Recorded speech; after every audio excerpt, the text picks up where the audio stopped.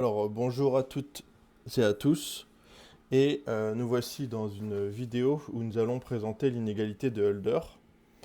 Alors, nous réaliserons une démonstration de cette inégalité dans cette première vidéo, puis dans d'autres vidéos, nous verrons des applications. Alors, pour rappel, voici l'inégalité de Hölder.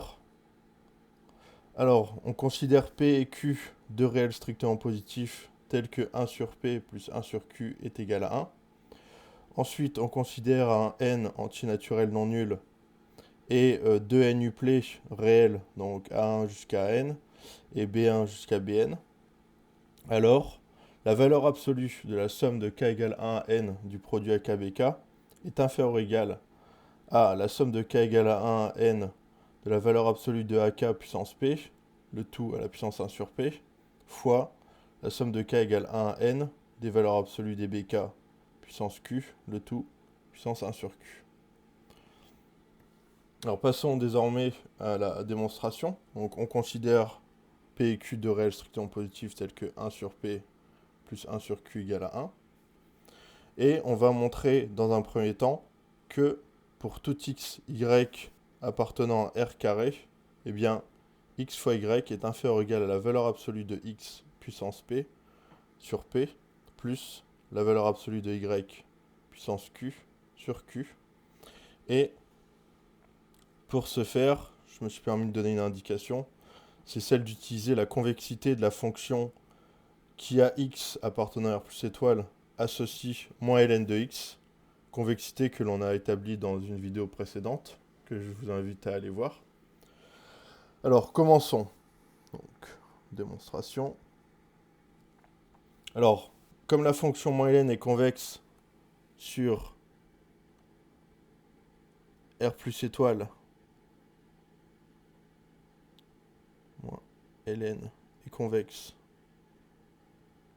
sur R plus étoile, alors, pour tout UV appartenant à R plus étoile, bien entendu, puisque ln est défini sur R plus étoile, et bien, et aussi, pardon, en utilisant le fait que, que l'on ait 1 sur P plus 1 sur Q égale à 1, 1 sur P plus 1 sur Q égale à 1, eh bien, on va utiliser l'inégalité de convexité. Donc, l'inégalité de convexité nous donne... Alors, normalement, ça, c'est vu en terminale. Et puis, en fait, on va s'en servir très souvent, même dans les études supérieures. Donc, cela donne... Eh bien, moins ln de 1 sur P fois U plus 1 sur Q fois V, qui est inférieur ou égal à moins 1 sur P ln de U plus, enfin moins, pardon, 1 sur Q ln de V. Alors, ceci est équivalent en multipliant par moins 1 l'inégalité. Eh bien, c'est équivalent à ln de 1 sur P fois U plus 1 sur Q fois V, qui est supérieur ou égal. Alors effectivement, l'inégalité est inversée, tout simplement parce qu'on a multiplié par un nombre négatif, en l'occurrence moins 1. Donc c'est supérieur ou égal à 1 sur P ln de U plus 1 sur Q ln de V.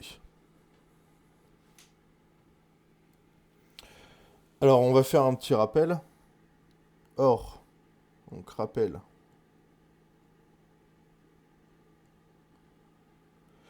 si on a A, B, N, A, B, N strictement positif, donc ça c'est, on va rappeler les caractéristiques de Ln, enfin une des caractéristiques de Ln, strictement positif, alors Ln du produit de AB, en fait ça transforme le produit en somme, est égal à Ln de A plus Ln de B. De la même manière, ln de a puissance n, c'est égal à n ln de a. Donc finalement, en utilisant ça, on va continuer nos équivalences. On va reprendre ln de 1 sur p fois u plus 1 sur q fois v supérieur ou égal à 1 sur p ln de u plus 1 sur q ln de v qui est équivalent à ln de 1 sur p fois u plus 1 sur q fois v supérieur ou égal à ln de u puissance 1 sur p fois v puissance 1 sur q. Voilà. Alors on va résumer rapidement ce que l'on a. Donc, pour résumer,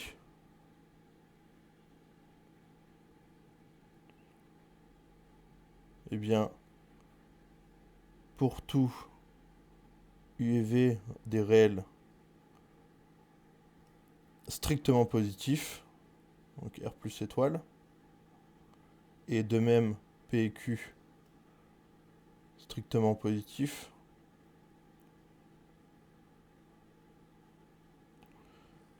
tels que, pour rappel, 1 sur P plus 1 sur Q égale à 1, eh bien on a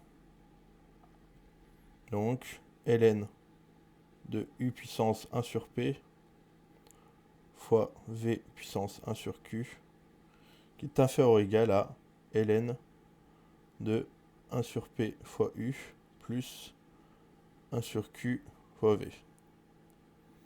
Alors là, on constate que pour arriver au résultat souhaité, ce qui nous gêne, ce sont les logarithmes des pariens, les ln. Donc on va tout simplement composer par la fonction réciproque, donc la fonction exponentielle. On va composer cette inégalité par la fonction exponentielle, qui est pour rappel croissante sur R. Si elle est croissante sur R, elle est évidemment croissante sur R plus étoile. On a donc u puissance 1 sur P fois V puissance 1 sur Q est inférieur ou égal à 1 sur P fois U plus 1 sur Q fois V. Voilà. Alors maintenant, on va poser x égale à U puissance 1 sur P et y égale V puissance 1 sur Q. Maintenant, on pose x égale à U puissance 1 sur P et y égale à V puissance 1 sur Q. Et on peut noter que les fonctions qui a U associent U puissance 1 sur P et V, et la fonction qui a V associe V puissance 1 sur Q sont des bijections de R plus étoile dans R plus étoile.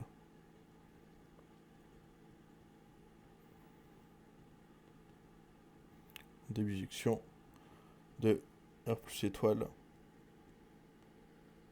sur R plus étoile. Alors finalement, on a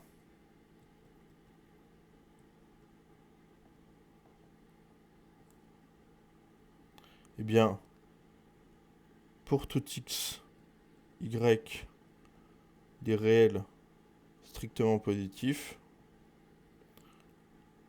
x fois y inférieur ou égal à 1 sur p fois x puissance p plus 1 sur q fois y puissance q. Et comme x et y sont strictement positifs, eh bien ceci est égal à 1 sur p fois la valeur absolue de x à la puissance p plus 1 sur q fois la valeur absolue de y à la puissance q. Donc on a ça. Alors on remarque que l'inégalité ci-dessus est évidente lorsque x et y n'ont pas le même signe. Alors cette inégalité qu'on va appeler par exemple 1. Alors 1 est évidente lorsque x et y n'ont pas le même signe. Parce que effectivement, s'ils n'ont pas le même signe, eh bien tout simplement x fois y sera inférieur ou égal à 0. Car x fois y inférieur ou égal à 0. Et de plus, et 1 reste vrai lorsque x et y sont tous les deux négatifs. Alors n'hésitez pas à mettre pause si vous voulez le vérifier. En fait c'est évident, mais si vous avez besoin d'un petit brouillon pour essayer de le refaire, n'hésitez pas.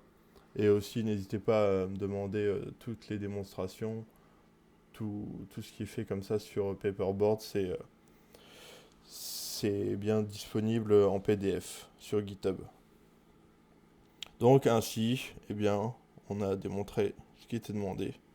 Ainsi, pour tout x, y appartenant à R carré, donc pour x, y des réels, eh bien, on a bien x fois y inférieur ou égal à 1 sur p fois la valeur absolue de x puissance p plus 1 sur q fois la valeur absolue de y, pas x, y puissance q.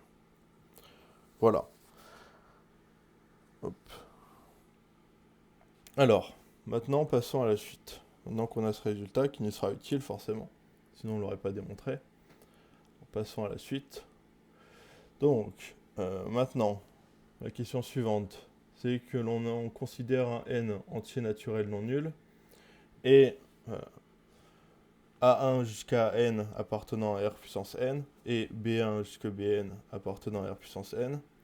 On nous demande de montrer l'inégalité de Hölder dans le cas où la somme de k égale 1 à n des valeurs absolues des AK puissance p est égale à la somme de k égale 1 à n des valeurs absolues de bk puissance q est égale à 1.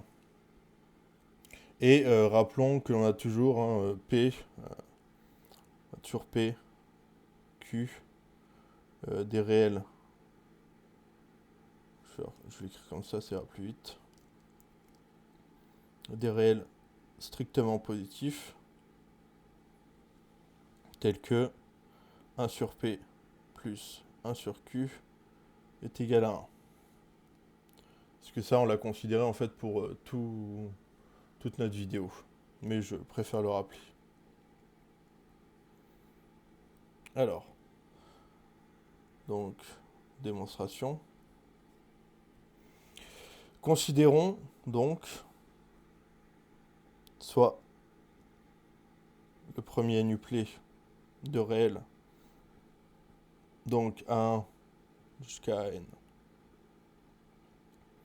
appartenant à R puissance n, et de même B1 jusqu'à B indice n, appartenant à R puissance n. Alors d'après la question précédente, on a, donc d'après la question précédente, donc je pense que vous voyez venir la chose, on va prendre la question précédente, puis on va sommer entre 1 et n, pardon. Donc d'après la question précédente, on a, eh bien, pour tout cas allant de 1 à n,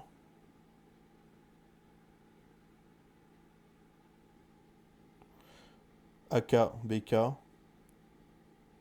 est inférieur ou égal à 1 sur P fois la valeur absolue de AK à la puissance P plus 1 sur Q fois la valeur absolue de BK puissance Q.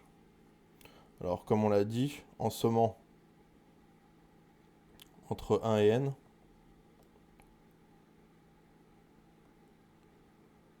on a donc la somme de k égale 1 à n des AKBK inférieur ou égal à 1 sur P fois la somme de k égale 1 à n de la valeur absolue des A indice K puissance P plus 1 sur Q fois la somme de k égale 1 à n des valeurs absolues de B indice K puissance Q. Alors, avec ce qu'on a supposé ici, eh bien, cette somme est égale à 1. De même, ceci est égal à 1. Donc c'est égal à 1 sur P plus 1 sur Q, qui est égal à 1. Voilà. Alors, pour conclure, en fait, eh bien, il suffira d'utiliser cette inégalité avec les valeurs absolues, donc de AK et valeur absolue de BK. Il suffit d'utiliser cette inégalité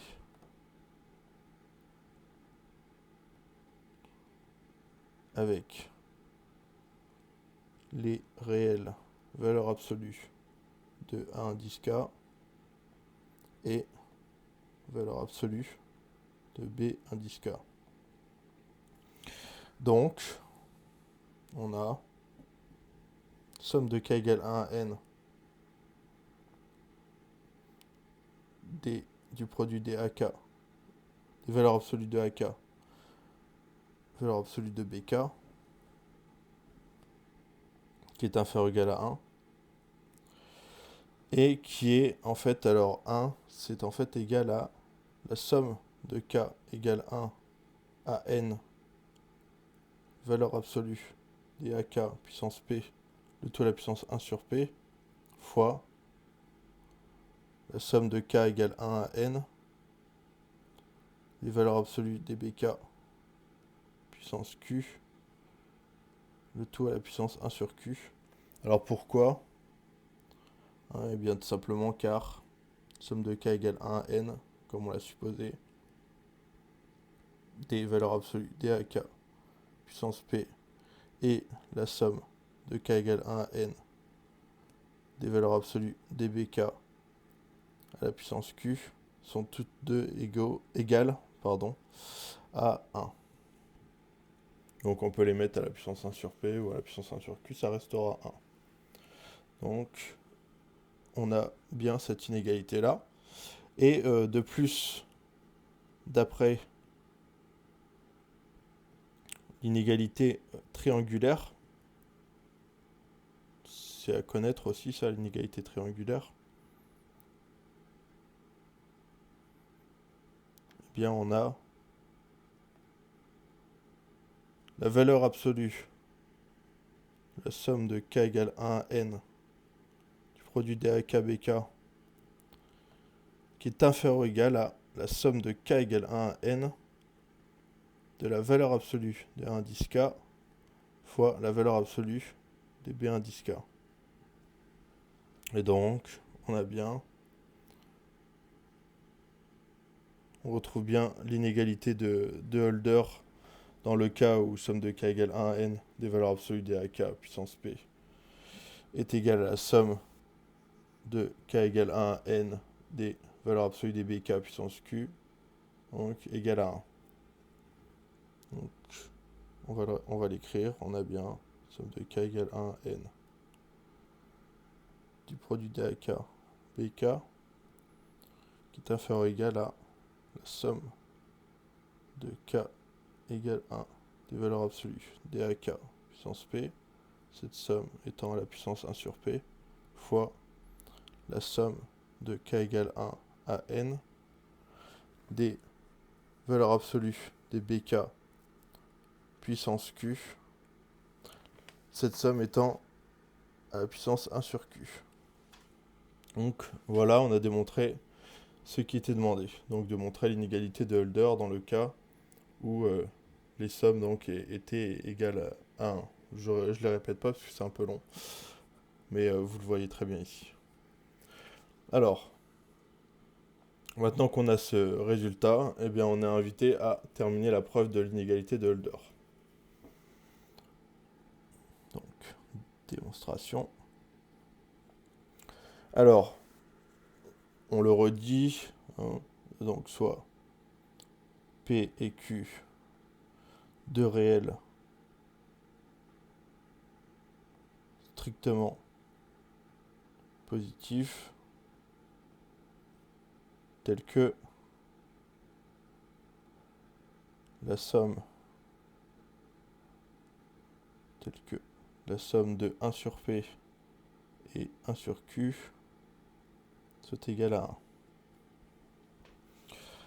Maintenant qu'on a pris ça, on va prendre deux n-uplets de réel, donc soit 2 n-uplets de réel,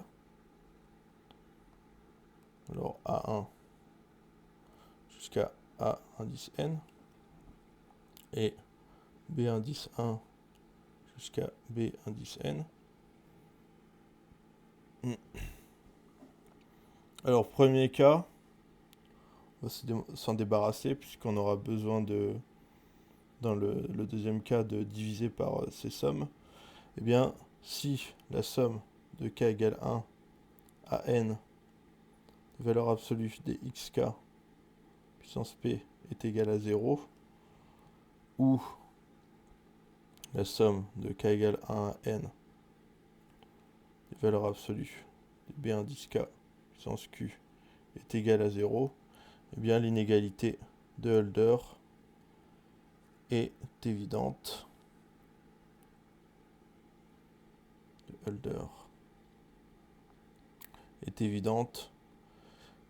Alors je l'écris pas, mais je le dis à l'oral. Pourquoi? Effectivement, parce qu'une somme de nombres positifs, eh bien si cette somme est égale à 0, ça veut dire que tous les nombres de cette somme sont égaux à 0.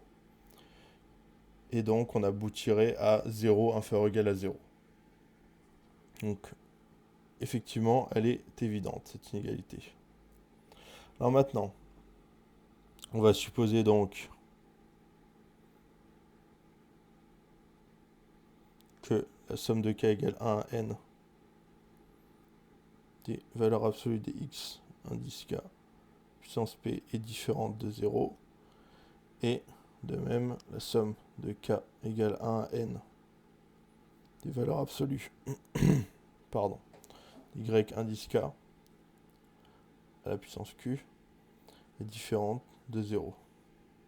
Donc on va pouvoir ainsi définir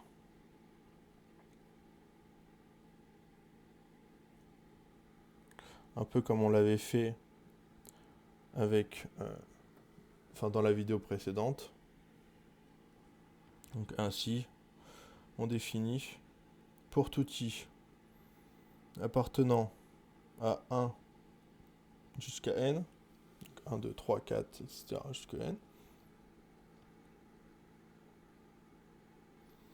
eh bien a étoile indice i égale à a indice i divisé ou sur la somme de k égale 1 à n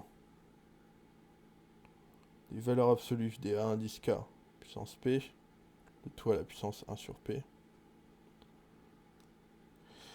et b étoile indice i égale à b indice i sur somme de k égale 1 à n, valeur absolue des b indice k tout à la puissance q, et la somme étant la puissance 1 sur q. Voilà, donc on a défini ça. Donc, on va écrire, on va détailler Mais normalement, on n'est pas obligé. Je vais mettre un peu plus bas. Pour pas qu'il y ait collision. Collision plutôt. Donc, somme de k égale 1 à n de la valeur absolue de a étoile indice i, la puissance p est égale à la somme de k égale 1 à n.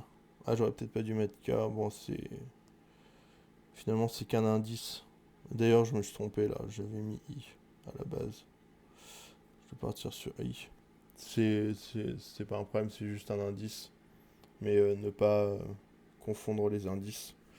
Donc ici, égale à la somme de i égale 1 n de la valeur absolue a indice i à la puissance p sur somme k égale 1 à n valeur absolue à k à la puissance p, le tout à la puissance 1 sur p, mais aussi à la puissance p, pour rappel c'est la puissance p, donc multiplié par p. Donc 1 sur p multiplié par p, ça nous fera donc puissance 1. Donc ça nous fait, eh bien, somme de i égale 1 à n. Parce qu'effectivement, cette somme-là, on peut la sortir parce qu'elle ne dépend pas de i. On peut la sortir. Ça fait somme de i égale 1 à n. Valeur absolue des a indice i puissance p sur somme de k égale 1 à n de la valeur absolue des a indice k puissance p. Donc, finalement, c'est la même chose sur la même chose. Donc, ça fait bien 1. Et de la même manière, on montre que la somme de i égale 1 à n des valeurs absolues b étoile indice i puissance q est égal à 1. Alors, comme on sait, je vais tourner. Alors, comme on sait, d'après la première question,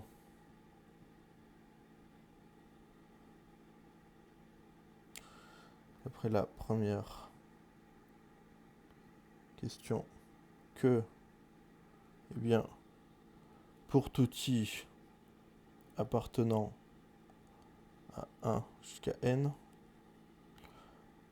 a étoile, enfin a étoile indice i fois b étoile indice i est inférieur ou égal à 1 sur p fois la valeur absolue de a étoile indice i puissance p plus 1 sur q fois valeur absolue de b étoile indice i à la puissance q.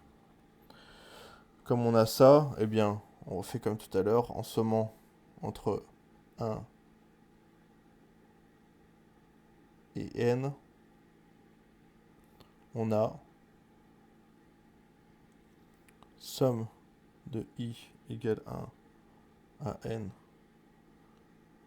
des a étoile indice i fois b étoile indice i inférieur ou égal à 1 sur p pour la somme de i égale 1 à n et a étoile indice i à la puissance p plus 1 sur q fois la somme de i égale 1 à n des valeurs absolues b indice i étoile b étoile indice i, pardon, la valeur absolue de ça à la puissance q. Eh bien, donc, comme on l'a vu juste précédemment, dans la page précédente, ça c'est égal à 1. Cette somme aussi est égale à 1. Donc, ça fait 1 sur p plus 1 sur q. Or, 1 sur p plus 1 sur q est égal à 1. Donc, somme de i égale 1 à n de a étoile indice i fois b étoile indice i est inférieur ou égal à 1. Alors, eh bien, on a ça. Or, on a somme. En fait, on va écrire la somme de i égale 1 n d'A étoile i fois B étoile i. On va l'écrire en fonction de ce que vaut A étoile i et de ce que vaut B étoile i. Donc ça va être un petit peu long. Somme de i égale 1 à n. Et A étoile indice i fois B étoile indice i égale à la somme de i égale 1 sur n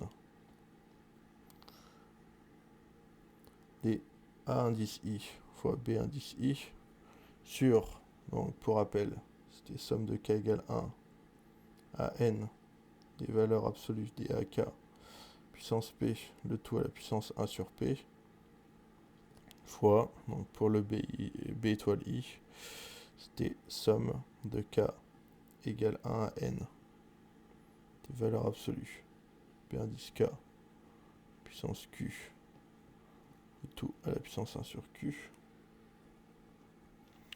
Donc, eh bien, somme de i égale 1 à n des A étoile i fois B étoile i est égal. Alors, on peut sortir ce que l'on a donc au dénominateur, puisque tout simplement ça ne dépend pas de i. Donc on les sort. 1 sur somme de k égale 1 à n des valeurs absolues des 1 indice k, la puissance p, le tout, puissance 1 sur p, fois 1 sur somme de k égale 1 à n des valeurs absolues des b indice k à la puissance q, cette somme étant à la puissance 1 sur q, fois donc notre somme de i égale 1 à n des AI BI. Et comme on l'a montré précédemment, comme, donc, je parle de ceci, comme somme de i égale 1 à n des A étoile, indice i, B étoile, indice i est inférieur ou égal à 1, alors, eh bien, on a, en multipliant des deux côtés par ceci, eh bien, on a somme de i égale 1 à n des AI BI qui est inférieur ou égal à la somme de k égale 1 à n, valeur absolue des 1 indice k, la puissance p, le tout à la puissance 1 sur p, fois la somme de k égale 1 à n, valeur absolue de b indice k, la puissance q, cette somme étant à la puissance 1 sur q. Donc on a cette inégalité là. Et pour conclure, encore une fois, il suffit d'utiliser donc, cette inégalité qu'on va appeler 2. Donc, pour conclure, il suffit d'utiliser 2, donc l'inégalité 2, avec les réelles valeurs absolues de A indice i et valeur absolue de B indice i. Et ne pas oublier l'inégalité triangulaire. Donc remarquez que la valeur absolue de la somme de i égale 1 à n des A indice i au B indice i est inférieur ou égal à somme de i égale 1 à n des valeurs absolues des A indice i fois valeur absolue des B indice i. Et donc on a, je tourne la page, on a donc